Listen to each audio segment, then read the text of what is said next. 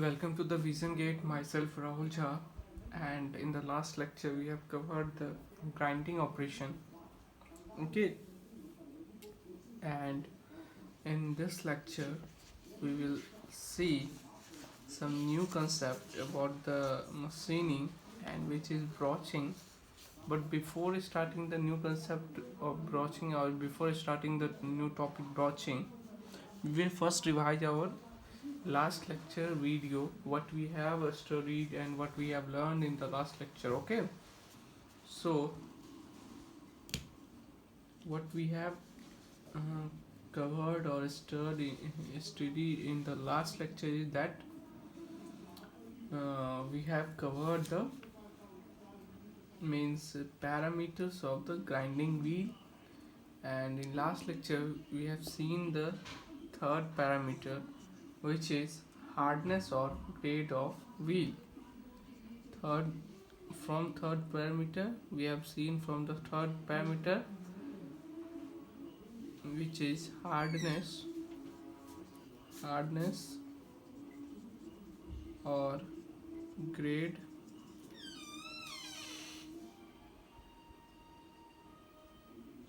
of the wheel. In this we have seen that from A to H it is a soft wheel, from I to P medium class of wheel, and from Q to Z it is hard wheel. Okay, and from Q to Z it is hard wheel. Okay, after that we have studied about the structure of wheel. This is hardness of or a grade of wheel, and after that we have studied about the fourth one is structure of wheel. Structure of wheel. Fourth one is structure of wheel. Okay, 1 to 8 is dense wheel, 9 to 11 is, in this we have what is the structure of the wheel. Basically means available space between the, it is nothing but the available space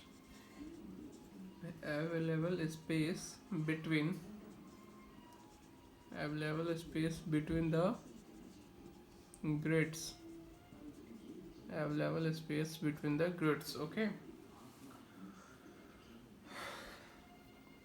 in this we have seen that 1 to 8 is a dense wheel, while 9 to 18 is open wheel. While 9 to 18 is open wheel. Okay, while 9 to 18 is a open wheel. After that we have seen the different types of bond. After that we have seen the different types of bond.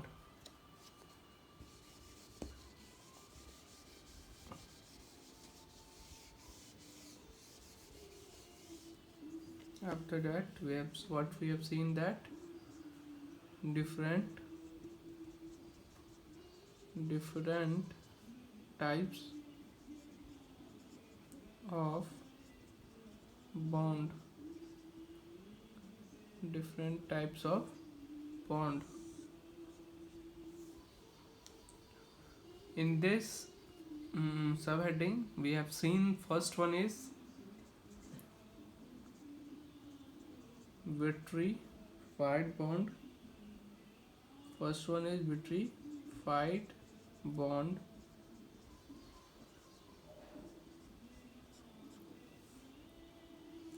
Second one is slag bond.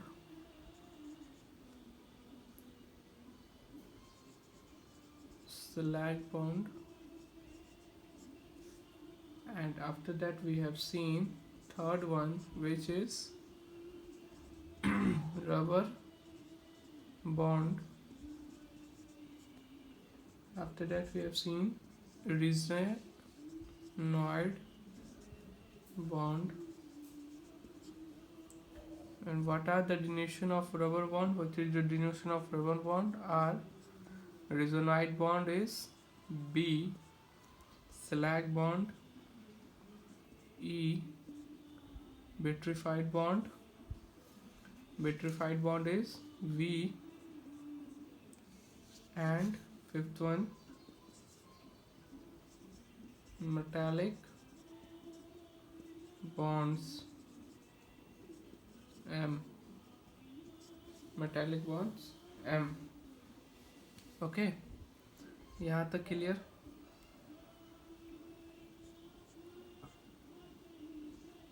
यहाँ तक clear हमारा हो जाएगा। इसके बाद हम लोग बात करेंगे नेक्स्ट टॉपिक, जो हमारा आज का टॉपिक है, that is what is our next topic? Today's topic is broaching. I will try to complete this topic in this video only. Okay, so keep watching video till end. Please note down the subheading. Please note down the subheading as broaching.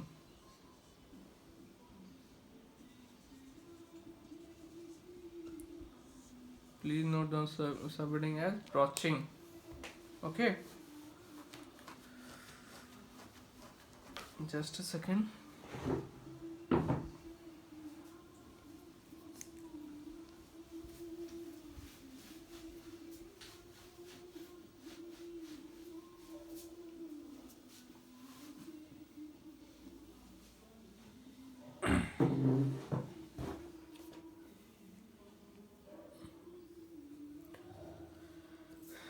So what is broaching?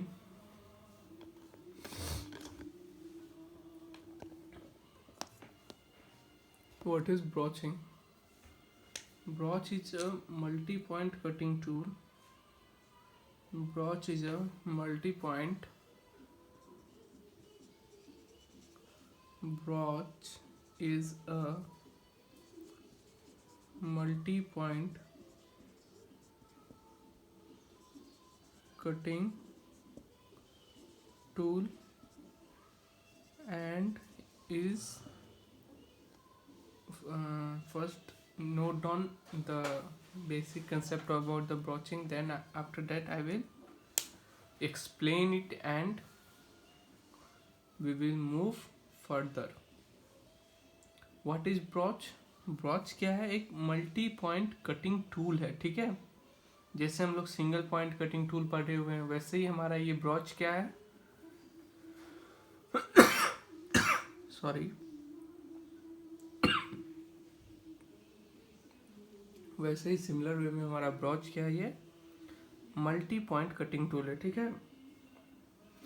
और ये generally use to cut keyways हम जो बनाते हैं keyways, उसके लिए ये use किया जाता है generally. And it generally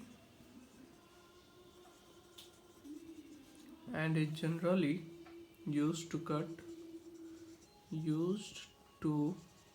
cut keyways. Okay, after that, looking at its advantage, आजकल हम लोग ब्रॉच को बहुत सारे यूज में लाते हैं। Nowadays it is used to cut various shapes, especially in automobile industry. But looking at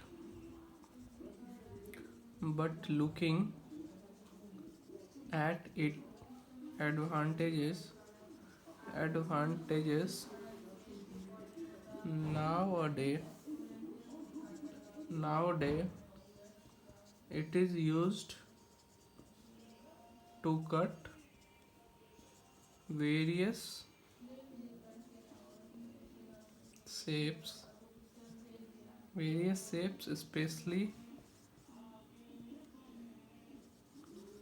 especially in automobile industries. Okay, तो automobile industries में ब्रॉच टूल का काफ़ी यूज़ किया जाने लगा है, क्योंकि इसका काफ़ी ज़्यादा एडवांटेज होता है, मतलब एडवांटेज होता है आजकल ब्रॉच का। तो इस ऑटोमोबाइल, खासकर ऑटोमोबाइल इंडस्ट्री में, ठीक है। जैसे कि आप लोग अगर कभी गए होंगे, विजिट किए होंगे, या फिर देखते होंगे साफ्ट वगैरह पे जो गियर माउंटेड होता है, उसमें भी ब्रॉचिंग का यूज़ किया जाता है, ठीक है।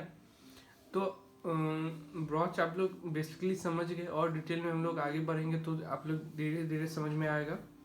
तो ब्रॉच को बेसिकली हम लोग किसके लिए यूज़ करते हैं, ये क्या है, एक मल्टी पॉइंट कटिंग टूल है, और जनरली हम लोग किसके लिए यूज़ करते हैं, टू कट कीवेज के लिए, कीवेज को कट करने के लिए। ओके, बट इसका आजकल कुछ ज़्यादा एडवांटेज हम लोगों को मिलने लगा है। तो एडवांटेज को देखते हुए, looking at it advantage, now it is use to cut various shapes specially in automobile industries. यहाँ तक सभी को क्लियर? ओके, अब हम लोग आगे बात करेंगे the teeth of broach are, जो ब्रॉचिंग टूल्स है उसमें जो ब्रॉच है हमारा, उसके टीथ के बारे में हम लोग बात करेंगे, ठीक है। तो नोट डाउन करिए, the teeth of broach are at gradually increasing height, the teeth the teeth of brooch are at gradually gradually increasing height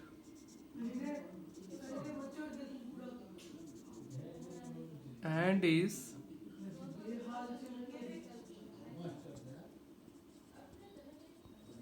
called as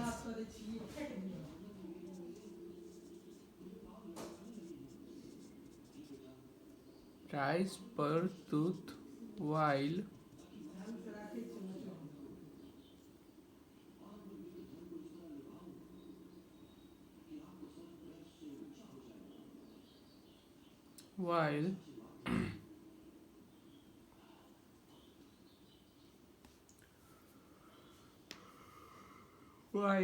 the distance, इससे हम लोग किस, राइज पर टूथ, ओके।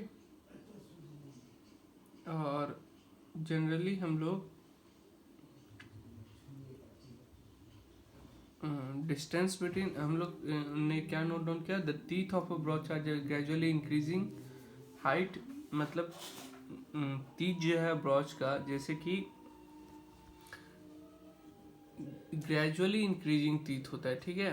तो अगला टीथ जो होगा वो पिछले से थोड़ा इंक्रीज होगा, ठीक है।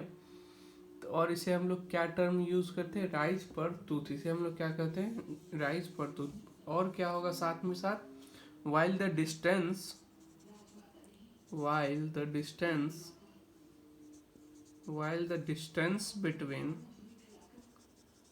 the distance between adjacent teeth is called while the distance between adjacent teeth is called as pitch per tooth, called as pitch per tooth, p, okay. While the distance between adjacent teeth is called as pitch per tooth. यहाँ तक clear? The teeth of broach are as gradually increasing height and is called a rise per tooth. हम लोग क्या कहते हैं, rise per tooth कहते हैं. While the distance between adjacent teeth is called as pitch per tooth. जबकि adjacent teeth के बीच का जो distance है उसे हम लोग क्या कहते हैं, pitch per tooth. Okay. आगे हम लोग बढ़ते हैं. Shape of the broach determine the shape of cut section. जैसा हमारा ब्रॉच होगा वैसा हमारा कट सेक्शन का शेप होगा, okay. The shape of the brooch, the shape of brooch determines the shape of cut sections. Okay, the shape of broach determines the shape of cut section. यहाँ तक सही है, यहाँ तक सभी को समझ में आ गया है। ओके, अब हम लोग आगे बढ़ते हैं। शेप ऑफ ब्रॉच क्या डिटरमाइन करेगा? Shape of cut sections. ठीक है, यहाँ तक सभी को क्लियर। अब हम लोग आगे बढ़ते हैं। अब थोड़ा सा और ज़्यादा ब्रॉच के बारे में हम लोग नॉलेज लेंगे, थोड़ा सा और इनके बारे में अच्छे से समझते हैं हम लोग। ठीक है, तो नोट डाउन करें, इसे मैं रब कर देता हूँ।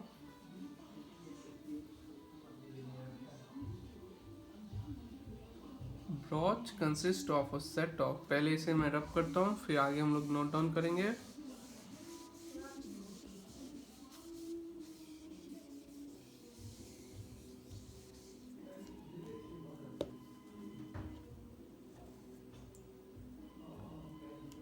Brooch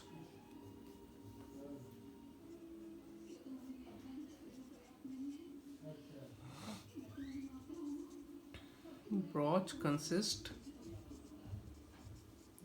of a set of teeth and each of tooth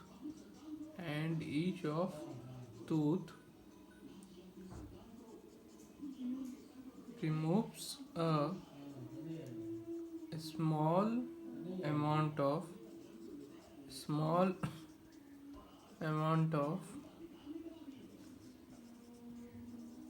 material as shown in the, अभी मैं एक डायग्राम बनाने वाला हूँ, उसमें आप लोगों को और अच्छे से समझ में आएगा। as shown in the figure। okay, अच्छा, उसमें मैं डॉटेड लाइन से आप लोगों को समझा दूंगा। तो figure by the dotted lines. Okay, तो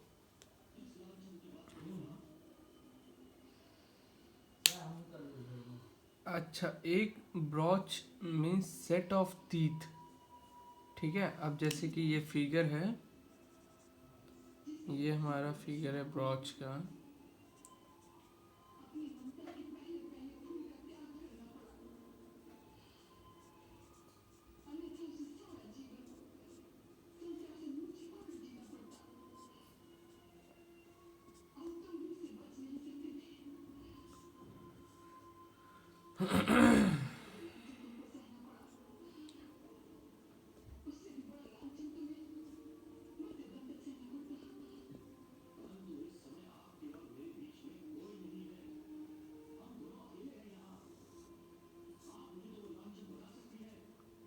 ये हमारे पास क्या है? अभी मैंने जो जस्ट इससे पहले पढ़ाया था, ये क्या है?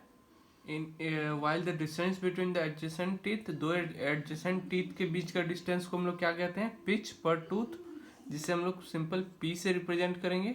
ओके, और दो एडजेसेंट इंक्रीजिंग हाइट को हम लोग क्या कहते हैं? राइज पर टूथ, जिसे हम लोग एस से रिप्रेजेंट करेंगे।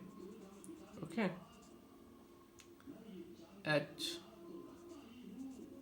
यहाँ तक क्लियर?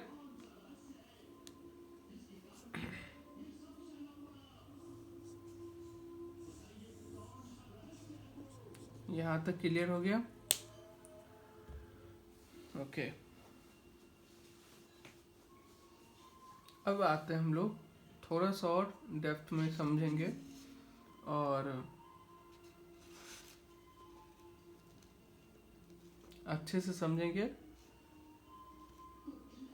टीथ के बारे में। हमारे पास जनरली 3 टाइप के टीथ होते हैं। मतलब जो अभी मैंने बात किया सेट ऑफ टीथ का, ऊपर यहाँ पे जो मैंने नोट करा है, brooch consist of a set of teeth, मतलब एक सेट ऑफ टीथ होगा, उसके बाद कुछ अलग सेट ऑफ टीथ होगा, मतलब सिमिलर। सेट मीन्स एक तरह का सेट होगा, फिर उसके बाद कुछ अलग तरह का सेट होगा, फिर उनके बाद कुछ अलग तरह का सेट होगा, ठीक है। तो क्या होता है, हमारे पास जनरली 3 टाइप के सेट ऑफ टूथ होते हैं। फर्स्ट वन क्या होता है, finishing teeth, okay. Second one क्या होता है, roughing teeth, okay. Third one क्या होता है, थर्ड वन हमारे पास क्या होता है, सॉरी मैंने फर्स्ट क्या बताया, फिनिशिंग टीथ, उसके बाद क्या होता है semi finishing and roughing. Roughing last में नहीं, जनरली रफिंग आप लोग शुरू में भी बोल सकते हैं, ठीक है। तो एक डायग्राम से आप लोग को और अच्छे से समझ में आ जाएगा, ठीक है।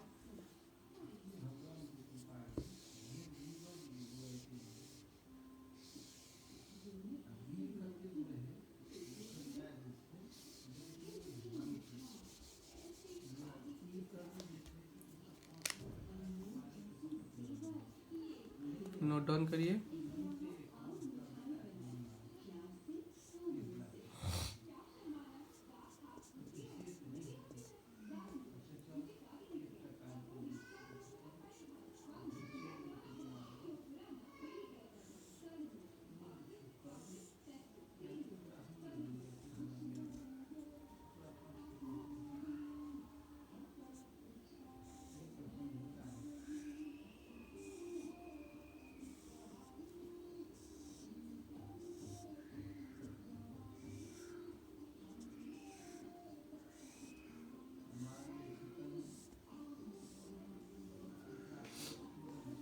ये इससे हम लोग क्या कह सकते हैं, इससे हम लोग क्या कह सकते हैं, पुल एंड,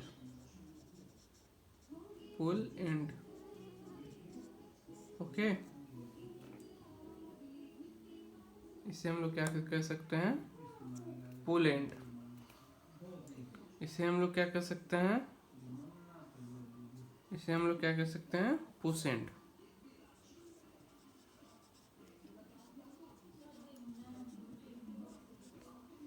इसे हम लोग क्या कह सकते हैं, पुश एंड, ओके। और जनरली ये क्या है हमारे पास, फिनिशिंग टीथ।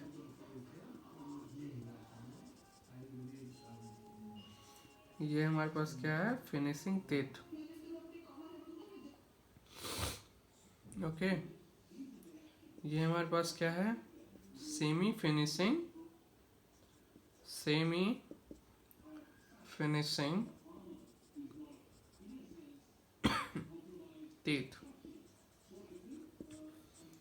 यहाँ तक आप लोग को समझ में आ रहा है। ये हमारे पास क्या है, फिनिशिंग टीथ। ये हमारे पास क्या है, सेमी फिनिशिंग टीथ। इसके बाद की अगर हम लोग बात करें तो क्या आ जाएगा हमारे पास, रफिंग टीथ। इसके बाद की हम लोग अगर बात करें तो हमारे पास क्या आ जाएगा, रफिंग टीथ, ठीक है। यहाँ तक क्लियर सभी को। ये हमारे पास क्या है, सेमी फिनिशिंग टीथ। ये हमारे पास क्या है, फिनिशिंग टीथ है। और ये हमारे पास पुश एंड है, ओके। तो जनरली क्या होता है, ZR HR PR, okay. ZR number of roughing teeth, HR PR height per tooth, rise per tooth and pitch per tooth, okay. After that ZS HS and PS means ZS HS and PS means number of semi finishing teeth. HS is what is HS, sorry, rise per tooth, rise per tooth of a semi finishing teeth, and PS is pitch per tooth of semi finishing teeth, okay. After that finishing teeth, ZS PS and HS, ZS PS and HS, okay. HS is generally almost zero in a semi finishing in a finishing pith. Okay,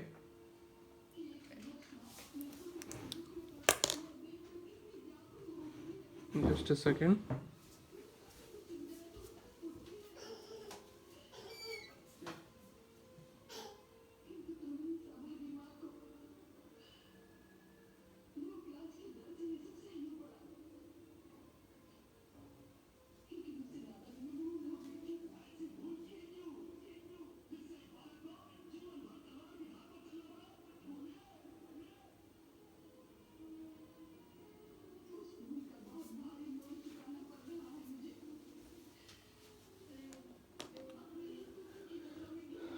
HS is generally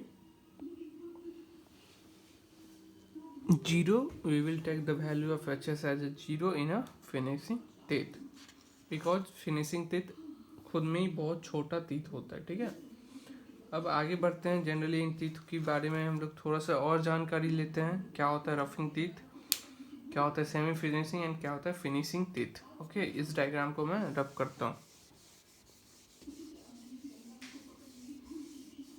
आगे हम लोग बात करेंगे.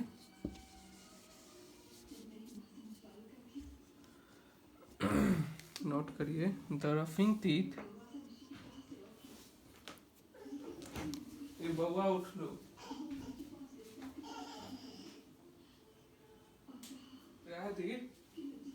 गई बउआ उठ लो.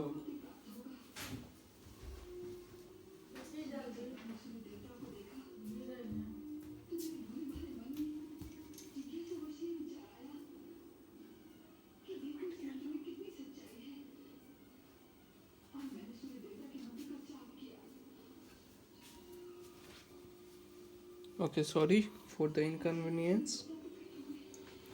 So please note down the roughing teeth. The roughing teeth. The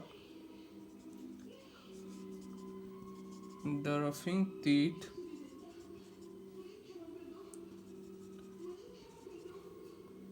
which has height, which has height, rise per tooth, remove. Generally जो हमारा रफिंग टीथ होता है, बल्क मटेरियल जब हमें रिमूव करना रहता है तो हमारा कौन सा टीथ यूज में आता है? Generally roughing teeth. Okay, to remove bulk material, bulk of material, remove bulk of material.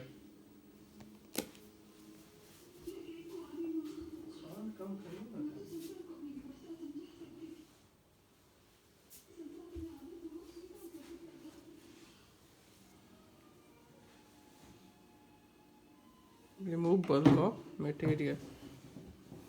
Okay,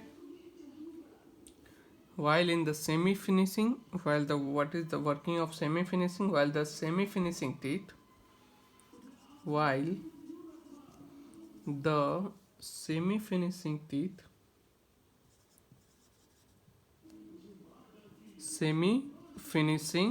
teeth, whose rise per tooth is relatively smaller, whose rise per tooth is relatively smaller, removes less compared to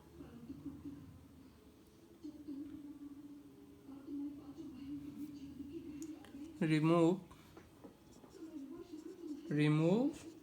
less material as compared to roughing teeth. ठीक है, यहाँ तक सभी को समझ में आ गया?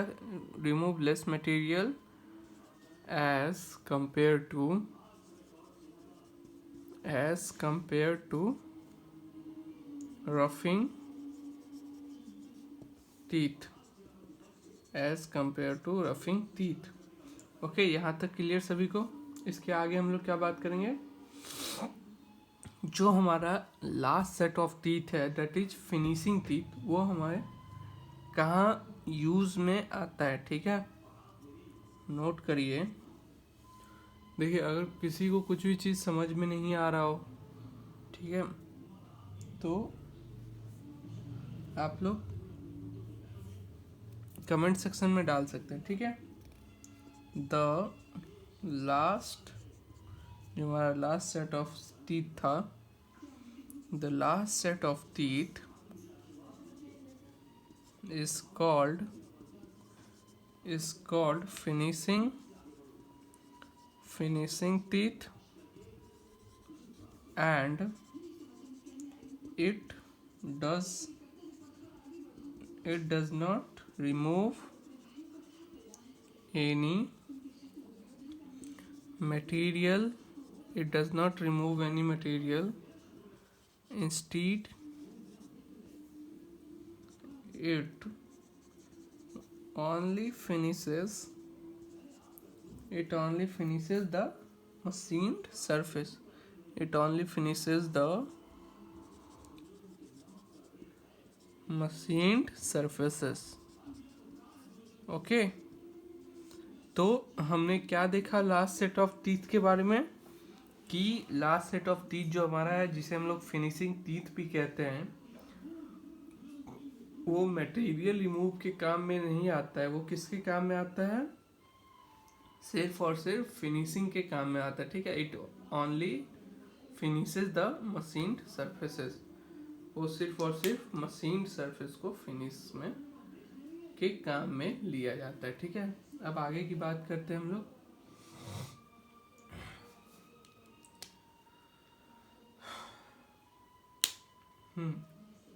तो हम लोग थोड़ा सा और कैलकुलेशन में अब हम लोग थोड़ा सा जाते हैं आगे। ये हमारा मान लो, चलिए मैं पहले इसे रफ करता हूँ।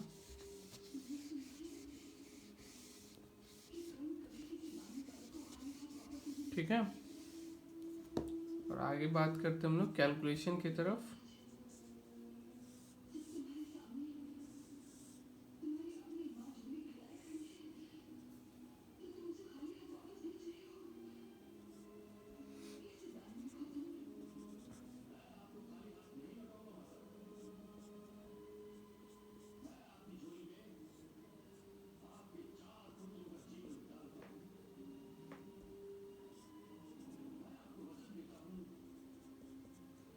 This is width and this is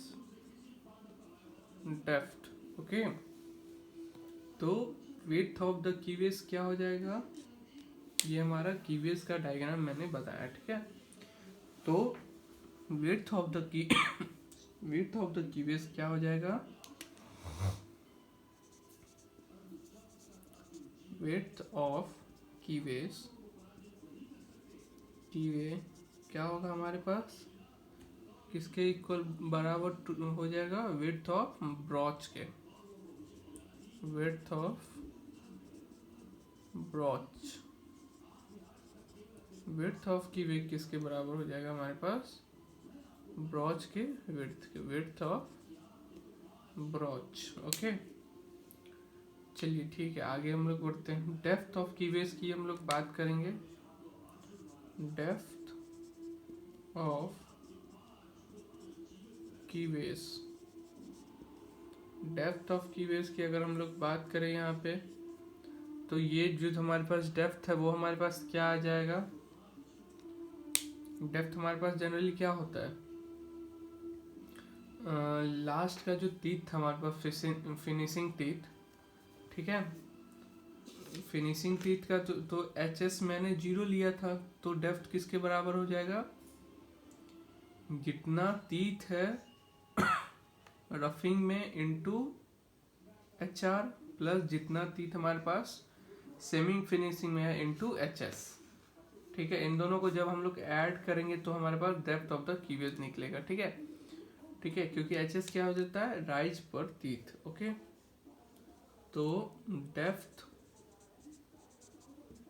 of keyways, depth of keyways की अगर बात करें तो ये क्या आ जाएगा हमारे पास, D equal to ZR into HR plus ZS into HS। Okay, यहाँ तक क्लियर हो गया। ZR into HR plus ZS into HS, depth of keyways, ये हमारे पास आ जाएगा। कहाँ कैसे आया, क्यों आया, आप लोग अब समझ में आ रहा होगा आप लोग को। अब हम बात करेंगे length of the brooch. Length of the brooch क्या हो जाएगा, तो हर एक का जो पिच है इनटू उनका नंबर कितना है, इनटू उनका टीथ का नंबर कितना है, उनको जब हम लोग ऐड करेंगे तो हमारे पास लेंथ ऑफ द ब्रॉच आ जाएगा। ठीक है, तो क्या हो जाएगा, लेंथ ऑफ ब्रॉच किसके बराबर हो जाएगा हमारे पास, length of broach is equal to LB is equal to ZR into PR plus ZS into PS plus ZP into PL। Okay, P no finishing F। यहाँ तक क्लियर हो गया, आप लोगों को समझ में आ रहा होगा काफ़ी बातें। अब आगे एक लास्ट टर्म है हमारे पास ब्रॉचिंग टाइम का। ठीक है, ब्रॉचिंग टाइम का आगे हमारे पास क्या है, ब्रॉचिंग टाइम। ब्रॉचिंग टाइम किसके बराबर होगा, TB किसके बराबर होगा हमारे पास, लेंथ ऑफ B, जो हमारा लेंथ ऑफ B मतलब ब्रॉचिंग जो लेंथ है plus thickness upon B of B। ठीक है, टाइम कैसे निकलता है, डिस्टेंस अपॉन डिस्टेंस ट्रेवल क्या होता है, स्पीड इनटू टाइम। तो टाइम कैसे निकलेगा, डिस्टेंस अपॉन स्पीड, वेलोसिटी। ठीक है, L/V into T upon VB। ठीक है, तो यहाँ तक हम लोग को समझ में आ गया है। ठीक है, तो इसके ऊपर क्वेश्चन कैसे बनता है, मतलब required number of teeth of brooch कितने होने चाहिए, अगर कोई हमें मशीनिंग करने हैं या फिर ब्रॉचिंग करना है तो कितना हमें टीथ लगने वाला है। ठीक है, लेंथ ऑफ ब्रॉच क्या होता है, इस पे क्वेश्चन काफ़ी बार आ जाते हैं। गेट का क्वेश्चन की मैं बात कर रहा हूँ। ठीक है, तो इन सारी चीज़ों पे क्वेश्चन काफ़ी बार पूछे जाते हैं। ठीक है, तो बट अपने आप को घबराना नहीं है, और इन सारी चीज़ों पे जितने भी क्वेश्चन आएगा हम लोग न्यूमेरिकल सॉल्व करने वाले, एक एक टॉपिक का न्यूमेरिकल हम लोग सॉल्व करने वाले हैं। तो आज के इस वीडियो में हमने, और अगर आप लोगों को समझने में या फिर कहीं पे भी प्रॉब्लम आया हो लेक्चर डिलीवरी में या फिर कंसेप्ट में, तो ज़रूर करके हमें सजेस्ट करें और कमेंट सेक्शन में डालें। तो आज के इस वीडियो में हमने ब्रॉचिंग के बारे में थ्योरेटिकल कंसेप्ट हमने ऑलमोस्ट सारा ही कंप्लीट कर चुका है। इससे ज़्यादा गेट्स पॉइंट ऑफ व्यू से, सिलेबस पॉइंट ऑफ व्यू से नहीं है। ठीक है, तो बेसिकली हमने क्या देखा, राइज पर टूथ किसे कहते हैं, पिच पर टूथ किसे कहते हैं, और तीन जो main important set of tooth होता है, that is first one is roughing tooth, second one is semi finishing tooth, and third one is and the last one is finishing tooth। इन तीनों टूथ के बारे में हमने अच्छे से जाना, और इसका न्यूमेरिकल सॉल्विंग के लिए कुछ जो फॉर्मूलाज होते हैं, जैसे कि विड्थ ऑफ कीवेज क्या होगा, डेप्थ ऑफ कीवेज क्या होगा, लेंथ ऑफ कीवेज ब्रॉच क्या होगा, एंड ब्रॉचिंग टाइम कैसे कैलकुलेट कर सकते हैं, इन सारी बातों के बारे में आज के इस वीडियो में हमने देखा है। ठीक है, अब अगर ये वीडियो आप लोग को पसंद आया हो तो लाइक करें, ज़्यादा से ज़्यादा शेयर करें। ठीक है, चैनल को सब्सक्राइब करें, और इसी टाइप का सिमिलर वीडियोस पाने के लिए बेल आइकन जरूर दबाएं। तब तक के लिए धन्यवाद।